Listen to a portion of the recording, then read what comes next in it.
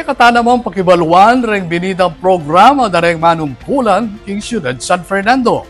King report ini. Inyang Miyerkules, October 8, peg masusyane ning City Government ning San Fernando, ing mumunang dinanayaldo ning pamanungkulan na rin bayong halala opisyal ning syudad, kay badal sinong pareti inyang July 30, 2025. Ing report IT ay now sa resibo patutu kareng amano, eya mo kanu dokumento, nune patunay kanu kareng agawa at programang apatupad kilob ning mumunang 3 bulan ning bayong administrasyon. Ang report na ito ay hindi lang dokumento. Ito ay resibo ng ating serbisyo, patunay ng ating pangako, at kwento ng isang San Fernando na patuloy na umaangat dahil sa pagkakaisa nating lahat.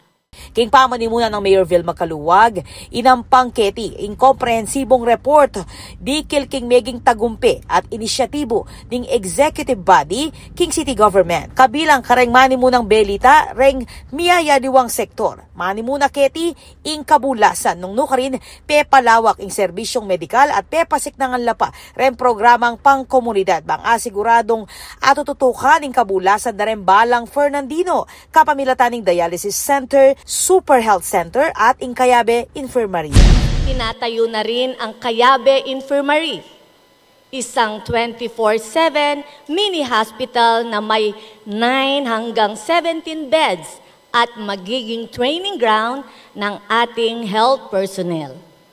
Isa itong malaking hakbang patungo sa City Hospital. King larangan na naman ng edukasyon titukan kano ing programang pang-edukasyon ring scholarship para kareng kayanakan kabilang ing suporta kareng public school. King aspeto ning kalikasan pepasik na nga ning kampanya para king kalinisan, waste management at pamanyese king environment. King aspeto na naman ng kultura, balaw sing pamanyulong kareng Gawang Fernandino, kabilang naketing pamagbida kareng Parul, agawang Fernandino, Adela pa, King Osaka, Japan. Karas naman king peace and order at kapag sadyan king kalamidad, mas pepasik na nga ning koordinasyon para king seguridad at preparasyon ustong ating emergency situation. Karas naman king social services, balaw sa pasik na nga at tututukan ning prioridad kareng pakakalulu, kareng kebabaynan, kayanakan at senior citizens. Samantala, dagdag naman keti, meg-report siya naman ni Vice Mayor Aurelio Brenz Gonzales,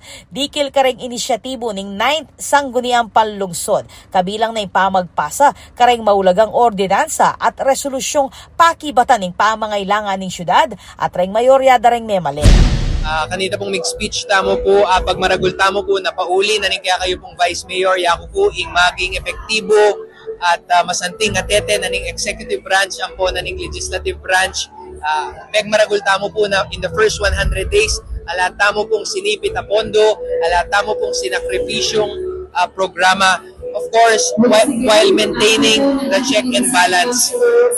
Maganda po ang napalakad ng 9th Sangguniang Panlungsod of San Fernando, and I am proud to report that we have passed 96 resolutions and 9 ordinances. Peg maragul dareng manungkulan king San Fernando na marakal a programa at proyekto yung magagawa ulining pamisasan metong dareng opisyalis. Ako po, Patricia Mamangon para King News Force Pampanga. Balitang tutok king Balen, susuyo.